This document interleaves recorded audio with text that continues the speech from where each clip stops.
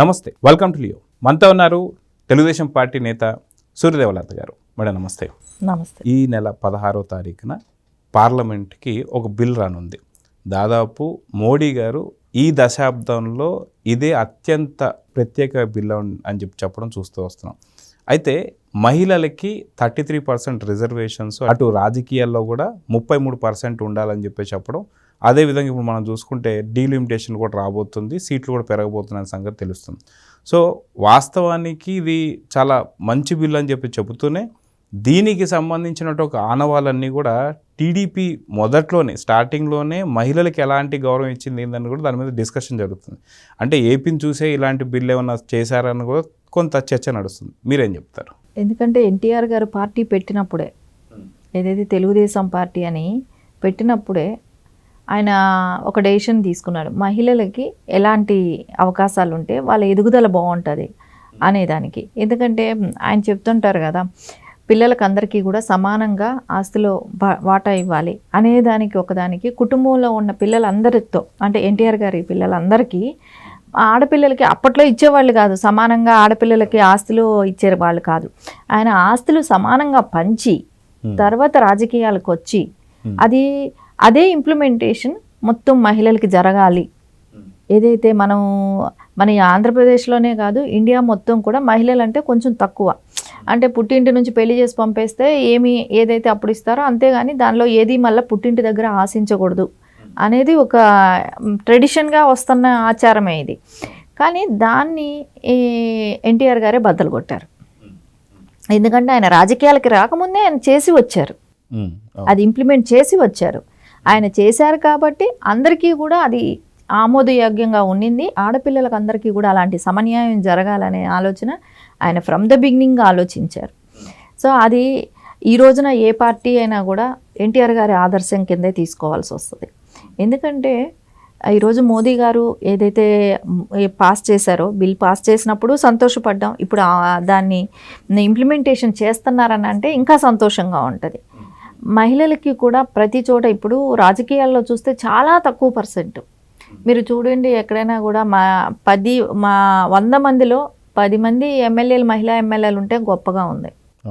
ఉండట్లేదు, ఇవ్వట్లేదు కూడా అన్ని సీట్లు. కానీ ఇప్పుడు ఈ బిల్లు మూలాన మనం చూస్తున్నాం 100కి 33 మందికి మహిళలు ఉంటున్నారు. సో అంటే ఎంత డిఫరెన్స్ వచ్చింది అనేది. సో అది కూడా కాకుండా డీలిమిటేషన్లో సీట్లు పెరుగుతున్నాయి. ఎక్కడా కూడా తక్కువ చేశారనే భావన కూడా రాదు. మగవాళ్ళకు కూడా మాకు లేకుండా ఇచ్చేశారనే భావన కూడా రాదు. డీలిమిటేషన్లో పెరుగుతున్నాయి కాబట్టి ఆ సీట్లు మహిళలకి కానివ్వండి. అది కూడా కాకుండా మహిళలు కూడా రాజకీయాల్లో కానివ్వండి, చదువుల్లో కానివ్వండి, ఏ ఉద్యోగాలకు వెళ్ళాలన్నా కానివ్వండి ఒక కాంపిటీషన్ అనేది ఉండేది. సో ఇప్పుడు ఏంటంటే రిజర్వేషన్స్ మూలాన కూడా కొంచెం మహిళలకు కూడా మళ్ళీ తగ్గేది. దానిలో కూడా ఇప్పుడు దీనిలో స్వచ్ఛందంగా మహిళలకే ఉన్నప్పుడు ఆ కోట, సో వీళ్ళకి అందరికీ కూడా చాలా ఆమోదయోగంగా ఉంటుంది, చాలా సంతోషించవలసిన విషయం. ఇది ఇన్ని సంవత్సరాలు మనం చూస్తే కాంగ్రెస్ పీరియడ్లో ఎప్పుడూ చేసుండొచ్చు. ఎందుకంటే ప్రధాని మనకు ఇందిరాగాంధీ గారు ఉన్నారు, ఆవిడ ఒక మహిళ అయ్యుండి ఎప్పుడో చేసుంటే బాగుండేది. కానీ ఇంత టైం పట్టింది. మనం చూస్తే ఒక్క విషయం, అభివృద్ధి చెందిన అమెరికా లాంటి దేశాలు కూడా ఒక మహిళకి ఇప్పటి వరకు వాళ్ళు ప్రెసిడెంట్గా చేసుకోలేకపోయారు. కానీ మన ఇండియాలో ఎప్పుడో మనం ఇందిరాగాంధీని గారిని ప్రెసిడెంట్గా చేసాం, రాష్ట్రపతులను చేసాం మనం మహిళల్ని. ఇప్పుడే కానివ్వండి, ముందు కాంగ్రెస్ గవర్నమెంట్లో కూడా కానివ్వండి, మనం మహిళల్ని రాష్ట్రపతులను చేసాం, ప్రధానులు చేసాం. అనంటే మహిళలకి ఇండియా ఎప్పుడూ కూడా మన సంస్కృతిలోనే ఉంది మహిళలకి ఒక గౌరవమైన స్థానం ఇవ్వాలనేది, వాళ్ళని ఒక హుందా అయిన ప్లేస్లో చూడాలనేది. కానీ ఇంప్లిమెంటేషన్కి వచ్చేటప్పటికి అది ఎక్కడో ఒక చోట ఆగింది. మనకు స్వతంత్రం వచ్చిన తర్వాత ఇన్ని సంవత్సరాలకి ఇప్పుడు బీజేపీ ముందుకు రావటమే కానివ్వండి చేస్తుంది. కానీ టీడీపీ చేసింది అని అంటే ఒక స్టేట్ వరకే పరిమితం అయ్యింది. ఎందుకంటే నేషనల్గా మనం ఎవరికైనా మనం రికమెండ్ చేసి ఏదైనా పార్టీలో మద్దతు ఉన్నప్పుడు మనం సపోర్ట్ చేయగలుగుతాం. కానీ మనమైతే డెసిషన్ తీసుకునేది కాదు. కాబట్టి తెలుగుదేశంకి మనం ఎప్పుడైతే మహిళలకి సమానంగా ఆస్తిలో వాటా అని అన్నప్పుడు తర్వాత సుప్రీంకోర్టులో తర్వాత అది కరెక్ట్ కదా ఆలోచన, చాలా మంచిగా డెసిషన్, అది కరెక్ట్ కదా అనేది మళ్ళీ వాళ్ళ ఇంప్లిమెంటేషన్ జరిగింది. కానీ ఆలోచన వచ్చింది ఎవరికి? ఫస్ట్ ఎన్టీఆర్ గారికి. తర్వాత చంద్రబాబు నాయుడు గారు కూడా మీరు చూడండి, ఆయన ఆర్థికంగా మహిళ స్థిరత్వం ఉంటే కుటుంబం బాగుపడుతుంది అనుకున్నారు. సో అందుకని మహిళలు చదువుకోవాలనే ఉద్దేశంతో సైకిళ్ళు ఇవ్వటం కానివ్వండి, ఎన్టీఆర్ గారి టైంలో మహిళా యూనివర్సిటీలు, ఎందుకంటే కో ఎడ్యుకేషన్ అంటే కొంతమందికి ఇంట్రెస్ట్ ఉంటుంది, ఆ రోజుల్లో కొంచెం ఇబ్బంది పడేవాళ్ళు అని చెప్పేసి మహిళా యూనివర్సిటీలు పెట్టడం, మహిళలకి సపరేట్గా యూనివర్సిటీలు పెట్టి వాళ్ళని చదివించాలనే ప్రోత్సాహం కానివ్వండి అవన్నీ. కానీ చంద్రబాబు నాయుడు గారు వచ్చాక ఇప్పుడు ఎక్కడైనా విలేజ్లో ఒక 5th క్లాస్ వరకే ఉంటుంది చిన్నది గవర్నమెంట్ స్కూల్, దాని తర్వాత వెళ్ళాలంటే కిలోమీటర్లు నడిచి వెళ్ళాలి. సో వాళ్ళకి నడిచి వెళ్ళలేరు, అంతంత దూరం జర్నీ చేయలేరు, వాళ్ళకి సైకిల్స్ ఉంటే బాగుంటాయి కదా అనేదానికి వాళ్ళకి చదువుకునే విద్యార్థులకు అందరికీ సైకిళ్ళు ఇవ్వటమే కానివ్వండి. మళ్ళా చదువుకొని పెళ్ళిళ్ళు అయిపోయిన వాళ్ళ పిల్లల్ని భవిష్యత్తు చూసుకుంటే మగవాళ్ళు కొంచెం తాగు ఖర్చులు పెట్టినా కూడా ఆర్థికంగా వాళ్ళు ఇబ్బంది పడతారని డ్వాక్రా గ్రూపులు పెట్టడం కానివ్వండి, కుట్టు మిషన్లు ఇవ్వటం కానివ్వండి, ఇలాంటివన్నీ కూడా ఇచ్చి మహిళలకి ఆర్థికంగా వాళ్ళు స్థిరంగా ఉంటే, ఫ్యామిలీ బాగుంటే పిల్లలు చదువుకుంటారు అనే ఒక ఆలోచనతో ఆయన చాలా డీప్గా ఆలోచించారు. అది ఈ రోజున మహిళలందరికీ కూడా ఈ రోజున యూనివర్సిటీలో చదువుకున్నారు. ఇప్పుడు మనము పద్మావతి యూనివర్సిటీ కానీ ఇట్లాంటివన్నీ చూస్తే మహిళా యూనివర్సిటీ చాలామంది గొప్ప గొప్ప వాళ్ళైన వాళ్ళందరూ కూడా ఉన్నారు, అందరూ చదువుకునే అవకాశాలు కల్పించారు. ఇవన్నీ కూడా టీడీపీ ఎప్పుడు కూడా మహిళలకు పెద్దపీట వేస్తూనే వచ్చింది. కానీ ఇంకొక సంతోషకరమైన విషయం ఏంటంటే మనం ప్రతిభా భారతి లాంటి వాళ్ళని మన స్పీకర్లు కూడా చేసాం ఈ రోజున. అంటే మహిళలకి మనం ఎప్పుడు అవకాశాలు వచ్చినప్పుడంతా మనం సపోర్ట్ చేస్తూనే ఉంది టీడీపీ అయితే.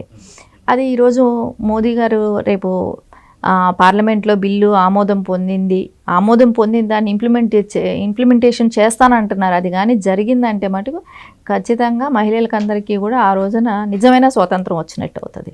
అది కాక మనం చూసుకుంటే ఇదే రకమైన చర్చ ఏపీలో ఉన్నటువంటి వాళ్ళు ఇంకో రకంగా చర్చ కూడా తీస్తున్నారు. వాస్తవానికి టీడీపీ పార్టీకి సంబంధించి పార్టీ ప్రారంభం దగ్గర నుంచి కూడా మహిళలకు ఎలాంటి గౌరవం ఇస్తున్నారన్న సంగతి చర్చిస్తూనే ఇప్పుడు ఉన్నటువంటి ఒక వైసీపీకి సంబంధించి కూడా మాట్లాడుకుంటున్నారు. సొంత ఇంట్లో కుటుంబ సభ్యులకు కూడా రాజకీయ పరంగా వద్దు అని చెప్పేసి అన్న జగన్మోహన్ రెడ్డి, షర్మిల గారు గతంలో జగన్మోహన్ రెడ్డి గారు అరెస్ట్ అయ్యి జైల్లో ఉన్నప్పుడు తనే పూర్తిగా తిరిగి తనకు ఒక ప్రచారం చేసి ఇస్తే ఈరోజు సొంత చెల్లికి, అదేవిధంగా ఆ పార్టీకి గౌరవ అధ్యక్షురాలుగా ఉన్నటువంటి ఒక విజయమ్మ గారిని కూడా నిండు సభలో ఏడిపించి సంతకం పెట్టి దింపేశారని చెప్పేసి అని ఈ రకమైన చర్చ నడుస్తుంది. దీని గురించి మీరు ఏం చెప్తారు? అంటే మనం ఆయన వైసీపీ అనేది అధికారంలోకి రావడానికి మహిళలే, ఎందుకంటే ఆ తల్లి చెల్లి పడ్డ శ్రమ వాళ్ళు లేని తర్వాత ఆయన ఓడిపోవటం కూడా జరిగింది.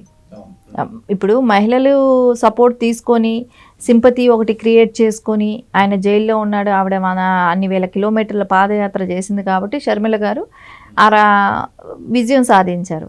అదే మహిళా శక్తిని నీకున్న కుతంత్ర బుద్ధితో జగన్మోహన్ రెడ్డి అనే ఒక ఆయన ఏంటంటే నేను సీఎం, ఒకవేళ మేబీ ఆయన జైలుకి వెళ్తే ఆవిడెక్కడ సీఎం అవుతుందో, ఇప్పుడు ఆర్థిక నేరాల మీద కేసులు నడుస్తూనే ఉన్నాయి, ఇన్ కేసు ఎప్పుడైనా జైలుకి వెళ్ళాల్సి వస్తే ఎక్కడ తన సీఎం అయిపోతుందో, అప్పుడు మనకు అధికారం ఉండదు కదా అనే ఒక ఆలోచనతో వాళ్ళని దూరం పెట్టడం జరిగింది. మహిళలని ఎంత కించపరచాలన్నా, ఎందుకంటే ఆ అసభ్యకరమైన వార్తలు స్టిల్ ఇప్పటికీ కూడా ఏదైతే తల్లి చెల్లి మీద ట్రోల్ చేయటమే కానివ్వండి, ఒక తల్లికి అది మనం చెప్పడానికైనా బాధపడుతున్నాం, ఆఖరికి షర్మిల గారు కూడా చెప్పారు, అక్రమ సంబంధాలు కూడా అంటగట్టారు, ఒక తల్లికి చెల్లికి అంటగట్టారు. అలాంటి వాళ్ళని దేశమే కాదండి, సభ్య సమాజం ఏ మహిళ కూడా క్షమించదండి.